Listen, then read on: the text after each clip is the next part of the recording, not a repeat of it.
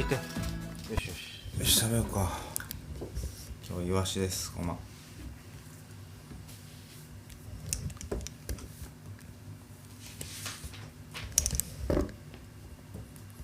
どっちから食べるかな。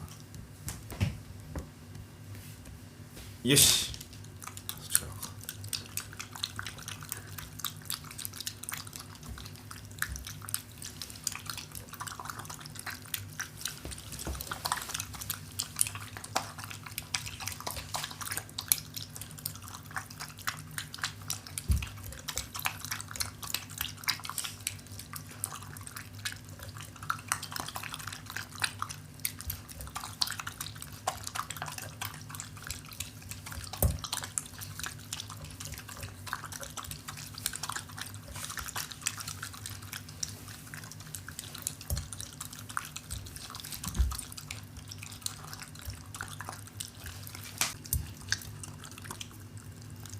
あれ、イワシ食わへん。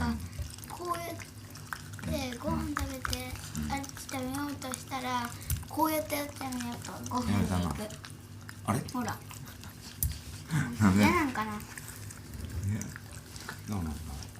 ご飯がいい好きだ。ご飯は肉も入ってるから、美味しいんかな。あれいつもな、順番あっち食べてこっち食べてするの。なんでこう今日さてお魚さんです。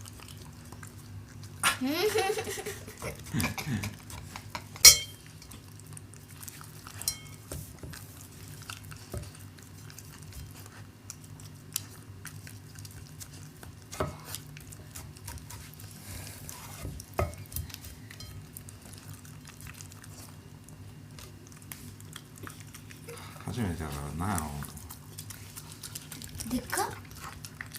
噛んでない。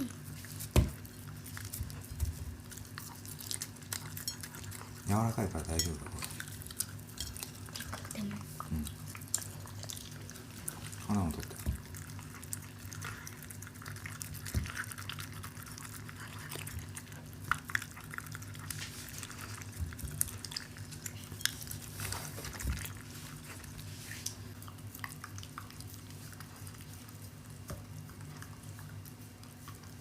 おさり。お座り。ごちそうさまは。こま。ごちそうさま。